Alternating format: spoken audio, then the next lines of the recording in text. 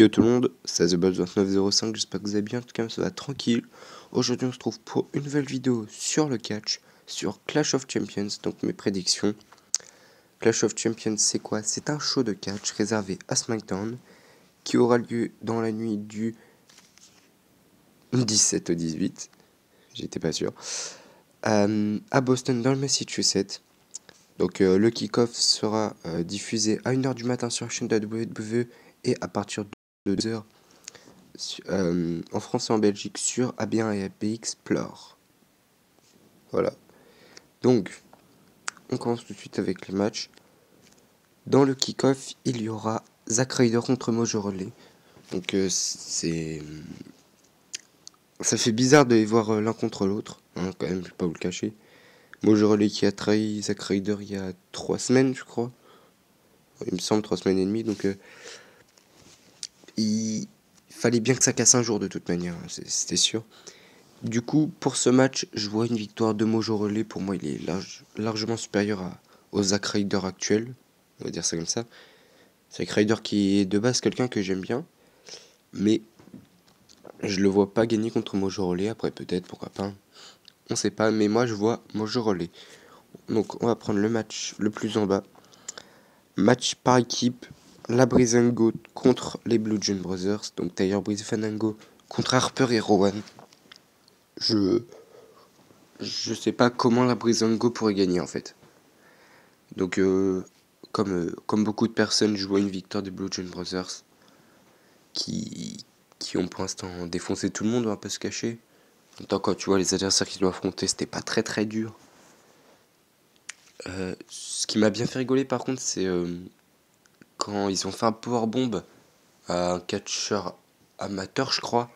Le cri qu'il a fait, oh là, c'était tellement marrant. Il m'a un peu pété les oreilles, on va pas se cacher, il m'a un peu flingué les oreilles. Mais voilà, donc je vois une victoire des Blue Jean Brothers. Hop, on va baisser un petit peu. Tag team match. Arbitres spéciaux Shane McMahon, Danny Bryan, oui, 2 arbitres. Si Zayn et Owens perdent, ils seront renvoyés de la WWE. Shinsuke Nakamura et Randy Orton contre Kevin Owens et Sami Zayn. Alors, quand j'ai su que Randy Orton allait avoir un équipier au choix, je me suis dit ça va être Nakamura. Il n'y a pas moyen, c'est Nakamura, c'est sûr. Et quand j'ai vu que Nakamura est intervenu pour sauver Orton, je me suis dit c'est bon, on l'a. Et quand on voit cette équipe, oui, Orton et Nakamura, ça fait de plus en plus de voix qu'ils sont ensemble, pourquoi pas aller chercher les titres par équipe un jour. Ça pourrait être bien de les voir champions par équipe, moi j'aimerais bien. Mais on va revenir sur le sujet de ce match. Je vois, ça me fait mal au cœur de dire ça, mais je vois une victoire de Owens et Zayn pour 2 raisons. Déjà la première, ces 2 catcheurs talentueux, je les aime pas beaucoup, mais faut le dire, ils sont talentueux quoi. Et je les vois pas être envoyés comme ça de la WWE. C'est rare que ça arrive. Et de 2, je sais pas si vous savez, mais les matchs mixtes ont été annoncés. Et Sami Zayn est dans le groupe de SmackDown. Eh oui, et sachant que c'est en 2018, ça veut dire que Owens et Zayn ne se seraient pas fait renvoyer. Donc, donc pour moi, Owens et Zayn vont gagner, je sais pas comment ils vont faire. Il peut aussi avoir une... Moi je préférerais qu'il y ait une victoire de Nakamura et Orton, par une aide de Shane McMahon par exemple, pourquoi pas. Dans ce cas, ce serait peut-être Shane McMahon qui serait renvoyé, mais voilà, malheureusement, victoire de Owens et Zayn pour les raisons que je vous ai dit juste avant. SmackDown Tag Team Match, un Fatal 4-Way Tag Team pour donc les titres. Par équipe de SmackDown, les Usos, donc les champions, contre les New Day, contre Chad Gable, Shelton Benjamin, contre Rusev et Don English, donc qui ont réussi à décrocher leur place en battant les Usos. Bon, en trichant évidemment, mais en battant les Usos quand même. Dans ce match, moi déjà je préférais que ce soit Shelton Benjamin et Chad Gable qui gagnent. Ça fait super longtemps qu'on n'a pas vu Shelton Benjamin avec une ceinture, donc pourquoi pas ceinture de champion par équipe. C'est possible. Pour moi, il y a possibilité que Rousseff et Danny English gagnent. Mais je vois la victoire quand même pour Chad Gable et Shelton Benjamin. J'espère que c'est pas l'Inu Day. Hein. Si l'Inu Day regagne, j'ai le seum, je vais pas vous le cacher. Non, moi pour ce match, je vois vraiment une victoire de Chad Gable et Shelton Benjamin. Que on verra dans, dans 2 jours. Triple threat match pour le titre des États-Unis, le champion Baron Corbin contre Bobby Roode et Dolph Ziggler.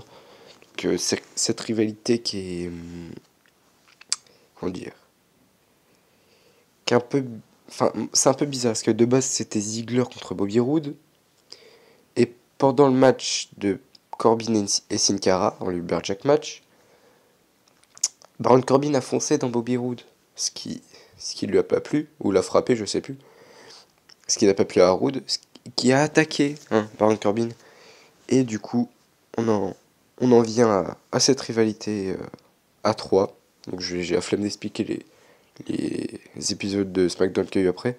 Mais pour moi, je vois et j'espère une victoire de Dolph Ziggler. Pourquoi Dolph Ziggler?